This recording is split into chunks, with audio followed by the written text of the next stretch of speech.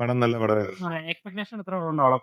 Expectation എന്ന് പറഞ്ഞാൽ നമ്മളെ എങ്ങനെയാണ് എക്സ്പെക്ടേഷൻ എടുക്കുന്നതെന്ന് അറിഞ്ഞുകൂടാ എനിക്ക്. കാര്യം 2020 പരിപാടി ആ ഒരു സെറ്റപ്പ് അല്ല, പരിപാടിയല്ല. അത് മഹേഷ് നാരായണൻ പടം. എല്ലാവർക്കും അത് നേരത്തെ തന്നെ അത് റിവീൽ ചെയ്തിട്ടുള്ളതല്ലേ. സ്റ്റോറി ഓറിയന്റഡ് മൂവിയാണ്. ആ സ്റ്റോറി ഓറിയന്റഡ് ആയിട്ടുള്ള ഒരു പടമാണ്. എങ്ങനെ പെർഫോമൻസുകളൊക്കെ എങ്ങനെയുണ്ട്?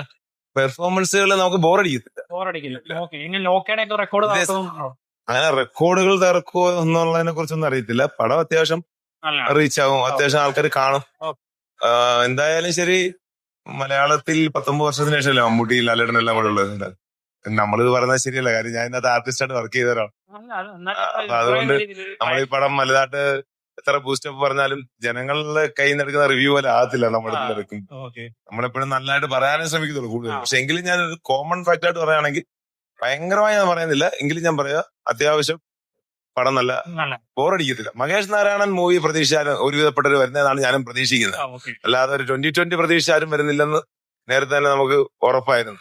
അത് വെച്ച് നോക്കുവാണെങ്കിൽ പടം ലാലേട്ടന്റെ വരവോട് കൂടെ പടം അങ്ങോട്ട് കേറുക, പീക്ക് ലെവലിലോട്ട് സാധനം വരും. കൊള്ളാം, നല്ല